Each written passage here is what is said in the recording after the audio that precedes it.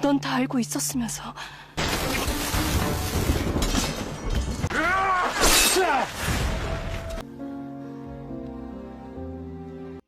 Halo guys, balik lagi ke channelnya Mimin. Gimana kabar teman-teman semua? Semoga baik-baik aja ya. Oke, di video kali ini mari kita lanjutkan review dari drama The Haunted Palace yang semakin seru tentunya. Bagaimana kelanjutannya? Ini dia, by Mimin.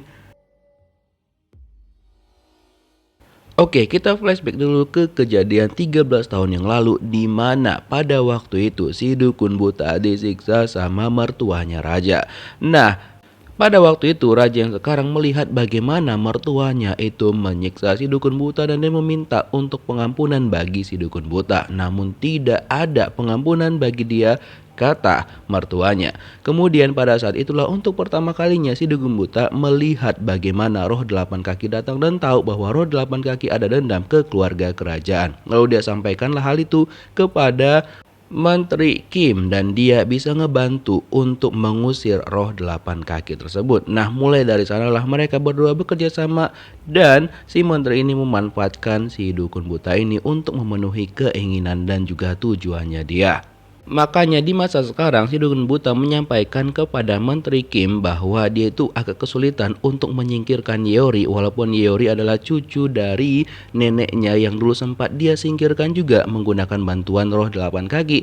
Tapi sekarang agak susah karena Yeori itu dijaga sama Imugi yang merasukin tubuhnya Yoon Gap. Sementara itu pembicaraan Raja dan juga Yeori masih berlanjut. Nah, Raja cerita pada waktu dia kecil dulu sekitar 13 tahun yang lalu, ketika itulah ayahnya dirasukin sama arwah 8 kaki dan neneknya Yeori yang membantunya untuk menyingkirkan dari dalam tubuh sang raja. Nah, awalnya itu berhasil tapi hanya bersifat sementara aja.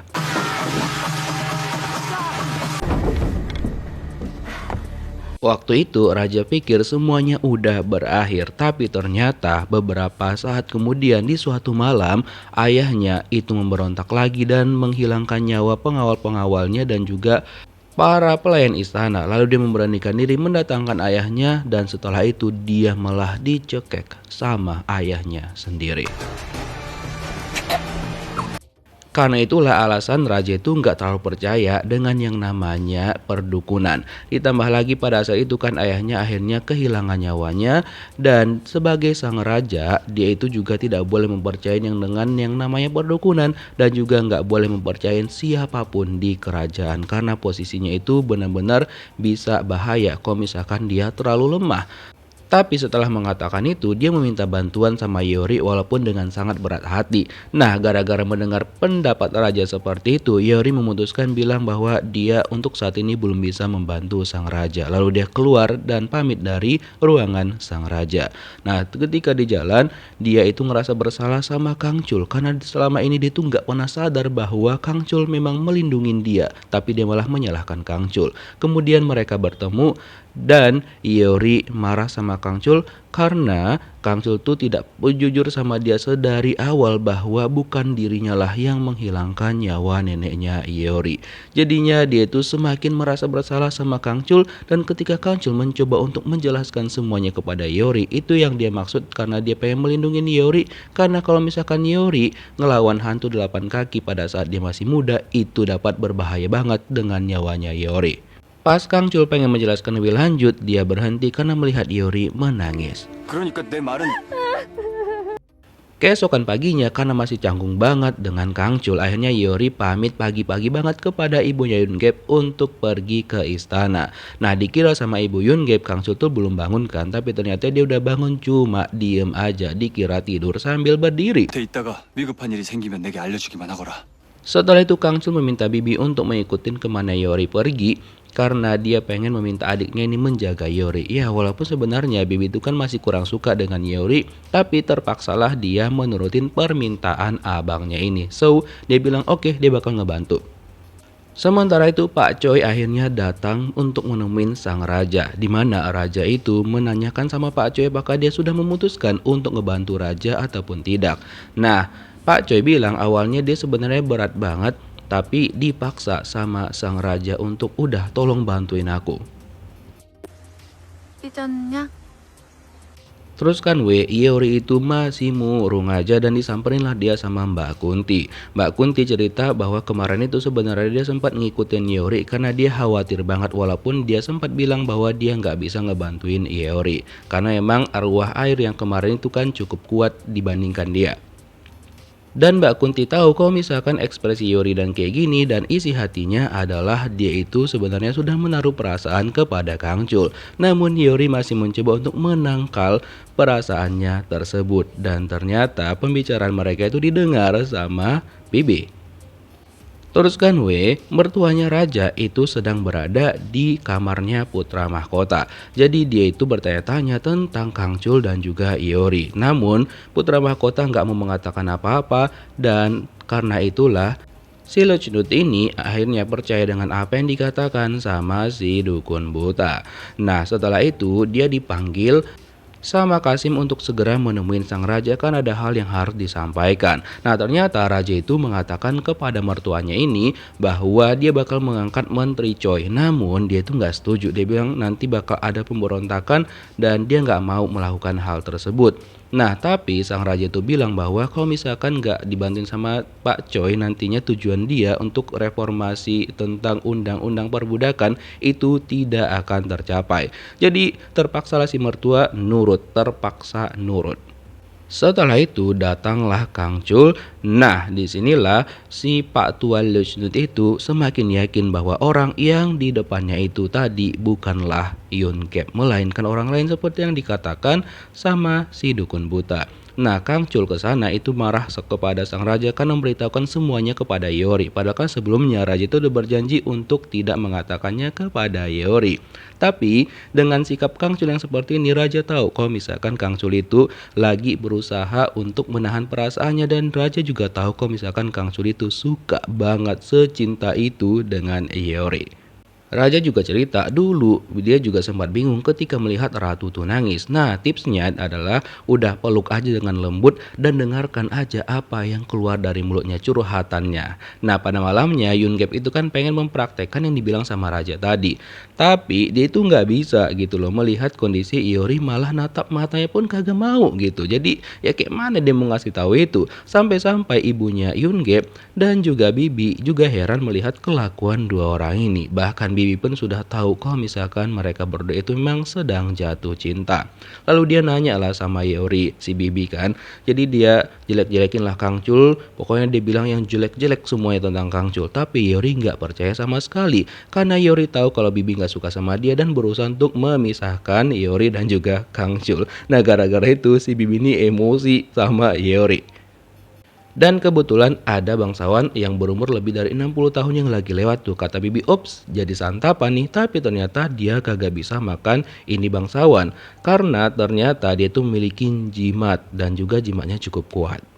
Ternyata si bangsawan tadi adalah menteri perang yang pada saat itu sedang dalam perjalanan bertemu dengan mertuanya raja. Jadi mereka itu menyusun rencana karena Pak Choi kan bakal dimasukin tuh sama raja. Mereka harus mencegahnya, terutama mereka membuat rencana untuk menciluk ibunya Yun Gap.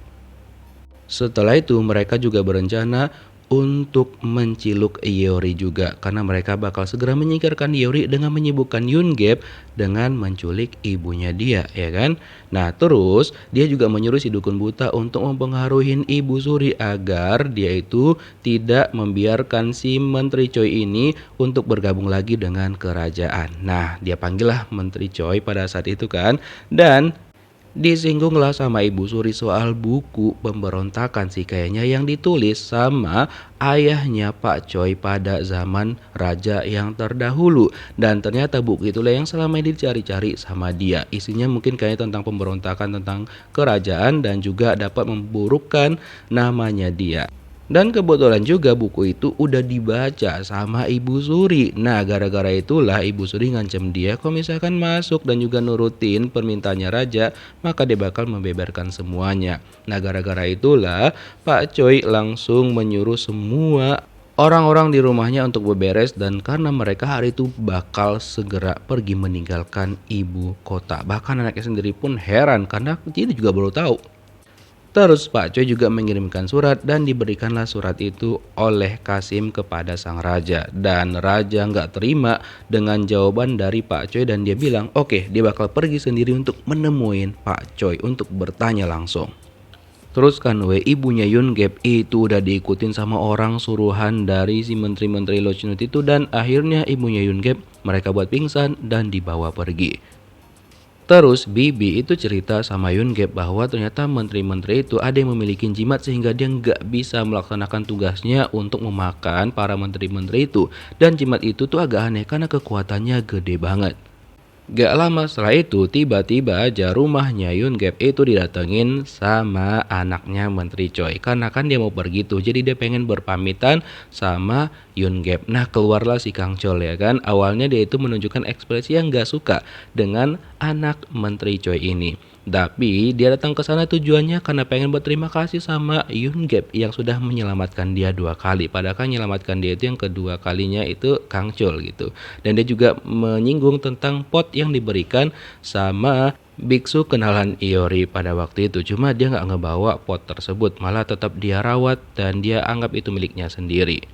Terus kan dia itu datang juga membawa makanan yang banyak banget. Nah awalnya Kang Sul tuh kan ya agak nggak suka dia datang ke sana, tapi gara-gara disogok sama makanan, akhirnya dia malah nimbrung ke sana dan membuat Iori itu cemburu karena melihat kedekatan Kang Sul dan juga anaknya Pak Choi. Terus setelah itu anaknya Pak Choi nyuruh Iori, kalau misalkan lu udah nggak ada kerjaan mendingan pergi sebentar deh karena aku mau ngobrol berdua sama Kang Chul. Ya udah pergilah si Iori karena dia juga pengen mencari ibunya Kang Chul, kan ibunya Yoon Gap. Nah di perjalanan dia bertemu dengan seorang bangsawan yang mengatakan bahwa Pak Kim ataupun Menteri Kim yang merupakan mertuanya raja itu pengen menemui Iori karena dia pengen dibuatkan kacamata. Ya udah terpaksalah Iori balik sebentar untuk mengambil peralatannya dia. Dia bilang sama Kang Chul dan juga anaknya Pak Choi, tenang aja kok aku cuma balik bentar aja. Terus Kang Chul menyuruh Bibi untuk mengikuti Iori karena dia khawatir nanti Iori itu kenapa-kenapa. Nah ya udah setelah itu tiba-tiba aja Kang Chul menerima surat di mana surat itu menyatakan bahwa mereka sedang menyandera ibunya Yoon Gap. Awalnya Kang Chul tuh nggak peduli karena bilang oh cuma ibu Yoon Gap aja kok biarin aja. Tapi dia itu kepikiran akhirnya dia memutuskan untuk pergi mencari ibunya Yoon Gap. Sambil dia juga memberikan dengan tegas nih pernyataan kepada anaknya Pak Choi bahwa dia tahu kalau misalkan anak Pak Choi tertarik sama dia. Namun dia itu tidak tertarik sama sekali dengan anaknya Pak Choi dan dia berharap anak Pak Choi ini bertemu dengan laki-laki idamannya dia. Intinya itu bukan dia, ditolak secara mentah-mentah. Terus raja itu telat sampai ke rumahnya Pak Choi karena ternyata rumah itu udah dikosongin. Tapi raja berpikir bahwa mereka itu kayaknya belum jauh deh, yuk kita kejar mereka. Terus kan Iori makin bingung nih, kok rumahnya Menteri Kim agak di tempat terpencil nih, dia kan orang terpandang, gak mungkin lah. Terus tiba-tiba ada para penciluk datang dan si kampret itu malah melarikan diri. Lalu Iori dibawa tuh sama penculik-penculik itu dan untung aja ada Bibi di sana. Lalu dia menyelamatkan Iori dan bilang sama Iori udah segera kabur sebelum mereka itu sadar. Nah setelah itu Bibi langsung pergi ke tempatnya Kang Chul karena dia juga khawatir dengan kondisi abangnya itu karena kan sekarang Kang Chul tuh nggak kuat-kuat banget gitu loh. Nah terus Kang Chul pergilah untuk mencari ibunya di tempat yang sudah dijanjikan berdasarkan surat itu dan ternyata orang-orang di sana itu banyak dan ada si Menteri Perang Lochunut juga. Nah dia bilang sama Kang Chul kalau misalkan dia ngelawan nantinya ibunya Yoon Gap ini bakal mereka lukain. Dia juga bertanya siapa sih identitas dari Yoon Gap ini. Nah kemudian dia pengen bilang kalau dia itu adalah Kang Chul, tapi dia nggak mau mengecewakan ibunya Yoon Gap. Ya udah akhirnya dia memutuskan untuk bertarung dengan mereka dan menyelamatkan ibunya Yoon Gap. Tapi karena jumlah dari Menteri Perang dan juga anggota itu banyak banget, jadinya Kang Chul hampir kalah tuh. Ditambah lagi si menteri itu kan memiliki jimat dan Kang Chul mengeluarkan kekuatannya tapi nggak bisa sama sekali. Lalu dicobalah diselamatkan sama ibunya Yoon Gap tapi ibunya Yoon Gap itu malah dipukul dan jadinya pingsan gara-gara itu. Nah kemudian untung aja Bibi sampai tepat pada waktunya lalu dia menyelamatkan Kang Chul dengan mengeluarkan kekuatannya petir dan juga badai. Setelah itu si Menteri Luxnut itu minta tolong sama anggotanya karena dia udah ketakutan banget, takut pergi lagi ke tempat antah berantah, lalu mereka berdua langsung kabur. Sementara itu Iori yang masih dikejar-kejar sama orang suruhan menteri-menteri lucu itu, dia malah ketangkap lagi. Nah, pada saat itu untung juga raja dan juga pengawalnya sedang lewat di sana dan mereka langsung mampir ke sana untuk menyelamatkan Iori.